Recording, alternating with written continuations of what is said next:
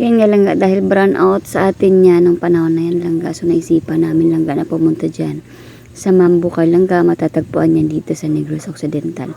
So yan nga langga, hindi ka maliligaw dahil meron kang guide langga. Ayan, may gruto, may Japanese oforo. Lahat yan langga, meron silang guide.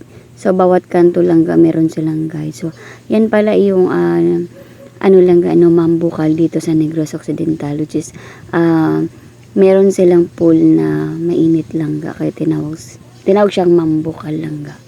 So ayan yung mga guide nila, ayan pinakita ko na. So sobrang lawak niyan langga, as in ang lawak niyan, sobrang mag-enjoy ka at mapapagod ka sa kalakad dyan dahil para siyang gubat langga na binuo siya, bukid siya.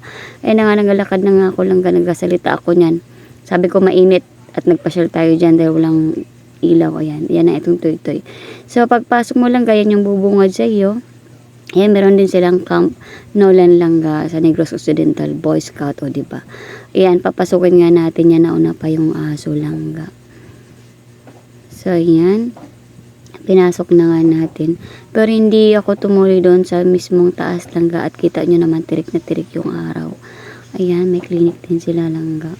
So yan, talagang guide langga, makikita nyo bawat kanto, halos.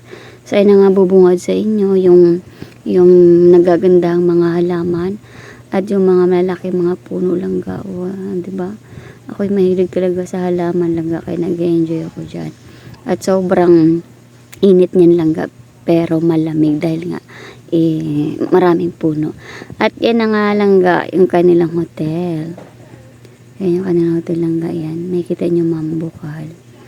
Kasi hindi kayo maliligaw dyan. Tapos yan na nga, pinakita ko sa inyo ang kagandahan ng mga puno langga. Tapos yan yung langga, no? Yan yung Seven Falls langga. Nakapunta na rin ako dyan. Kaso sobrang taas at nakakapagod. At ang sabi nila, closed daw nung time na yan. Di ko alam kung bakit. Ayan. So yung mga tubig dyan langga, ayan yung tubig, yung galing yan sa waterfalls. Yan, sa falls sa taas. So tawag nila Seven Falls langga. Ayan, napansin ko, sabi ko ba't parang maraming mga langaw-langaw langga. Pero nilapitan ko langga, mga kulaknet.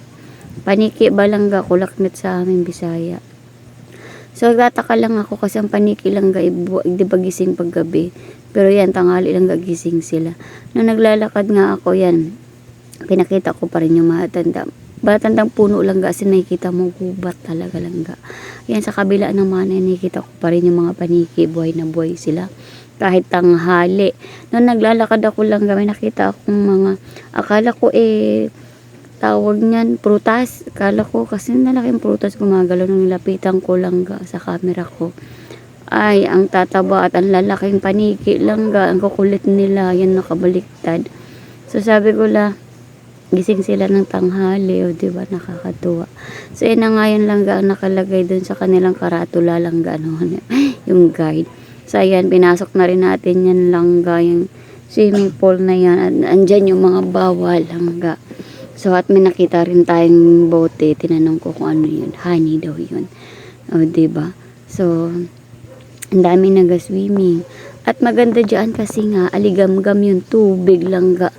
At hindi ko lang alam langga kung ilan ang swimming pool nila, pero madami silang swimming pool langga. Ayan, so silang bida sa aking video for today. Ayan, so ang ganda. Sobrang aliwalas yung lugar, at sobrang dami nagpupuntaan dito. At dyan sa gilid yung kanilang tambayan. Ayan, sa labas naman langga, nakita nyo meron nagpa-picnic dyan. At doon sa dulo, yun yung kanilang grotto langga. Ayan, yung gruto nila. So, dito naman sa kabila, ayan, papasukin din natin yan. Yan yung kanilang Japanese. O, diba, pagpasok nga natin langga, hindi Japanese, kundi mga Chinese ang nakita ko langga naliligo. So, ayan, pinasok ko nga.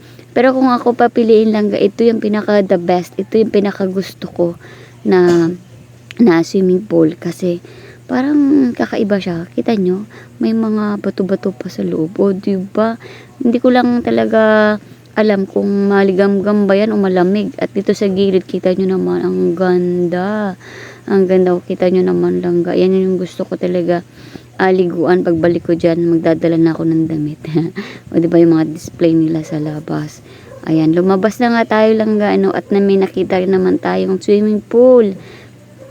Ayan, so, papasukin natin yung swimming pool langga.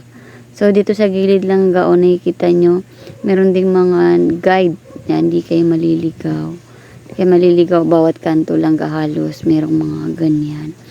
So, ang dami nila as in, ibang puno na naman. Yan, pinasok ko nga langga yung ano, bilang swimming pool. Yan, sobrang dami swimming pool dito langga. Yan, pinasok na nga natin yan. Ito yung mga cottage nila langga, o lalaki. So, merong malalaki, merong maliliit, at iba-iba langga. Ito yung kanilang swimming pool sa kabila. So, nakaligo na ako dyan langga.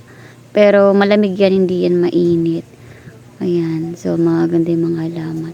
Ayan, kita nyo naman sobrang daming sasakyan langga. Kasing time na yun langga, burn out whole day. So, dito naman sa kabila langga, kung gusto mo tahimik, maliwalas, tahimik lang, parang walang gulo sa buhay mo. Yan, dyan ka pumunta. Ayan, kasi tahimik yan dyan langga. Hindi katulad dun sa kabila na madaming tao. Ayan. Sa magkatabi lang yun. So, nga kami naglalakad-lakad. So, dyan din. Huwag kayo mag-alala langga. Ang daming matutulugan. Pera lang ang kulang. So, ayan. Sobrang daming matutulugan langga. Pwede dyan na maliit lang, malaki lang, sobrang laki. Yan, sobrang ganda. Hindi ko lang alam kung ilan yung pwedeng tulugan dyan. May mga hotels pa lang. Ayan na nga, kita nyo may generator na nga. Ayan yung pinunta natin dito dahil walang kuryente. Ayan, may jowa sana all. So, ayan dyan yung mga rolls lang. At dito na banda lang. Dito tayo sa kabila. Ayan, inakit na nga na rin natin yung swimming pool na yan. Pero hindi tayo pwede mag-swimming dyan lang. As in bawal. Sana lang nilagyan nila langga ng ano no, ng tawag niya ng tabil ba? Ano ba tawag niyan? Yung bang hindi po pwedeng paliguan kasi parang feeling ko delikado siya langga no. Kasi paano na lang yung iba hindi alam langga. Tapos biglang tumalon dyan. Ayun ko nakita nyo langga. Yan, nilalapitan ko sa camera. Kasi kumukulo-kulo yan dyan langga. Tapos mabaho yung ano amoy. Yan, kasi nga may volcano dito langga, kaya ganyan. So, hindi siya maliguan langga dahil mainit siya. Nakulo-kulo nga siya langga. So, yan. Ayan yung baba. Ayan yung baba langga. Ayan, tapos sa kabila highway na. Andun yung ating, ito. So, ayan, sulfur langga. Mabaho nga. Masakin lang mukhang delikado siya. So, ayan langga. Maraming mga tugtulugan. Sabi ko nga, yung pababa na nga tayo. Papunta tayo dito sa kanilang lagoon langga, which is ang lagoon nila ay the best. Sobrang ganda langga.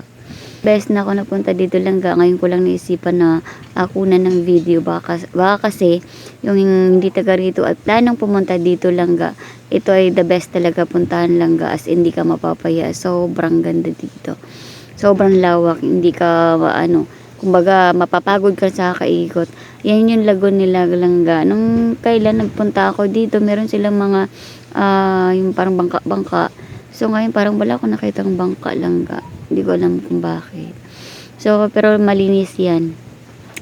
Malinis yan langga at maganda yung mga tanawin at mag-e-enjoy ka talaga kung mahilig ka sa bukid, sa mga halaman. Kasi ako langga mahilig ako. So ayan, yung nagagandahang mga halaman nila langga. Kasi sobrang init niyan. Pero ka-reveals lang. Ay, pagkalam ko langga, meron din zipline dyan eh. So, hindi ko rin nakita langga. Baka binago na kasi nila. At, sa magtatanong pala, kung magkano yung entrance. Dati langga, yung bago mag-pandemic langga, nakapunta na ako dito. Matagal na, ilang taon na nakalipas. Yung entrance pa nun langga is 50 pesos. Ngayon, ang entrance langga ng adult ay 140 pesos na langga. So, hindi ko lang nakita yung pambata. So, mas lang talaga. Mas mura yung mga bata. So, ayan. Lahat talaga nagbabago lang. Gang talaga ang buhay. So, ayan na nga. Nag-drive na nga tayo. Papunta tayo sa kabilang highway langga. Yan. Kung gusto nyo langga na may ka-date kayo, mag-banding kayo. Basta maganda dito. Maganda as in. So, dun sa dulo langga, yung kita nyo, madadaming mga tulugan dyan. At parking lot yan dyan langga. Yan, parking lot. And then sa dulo, may kainan dyan. At dito na nga, ayan na nga pinapakita ko nga sa inyo. Dito naman sa kabila, may nakita na naman akong swimming pool. So kung naghahanap kayo langga ng mga spot langga dito sa Negros Occidental langga, puntahan nyo ito, Mambucal is the best. Bye!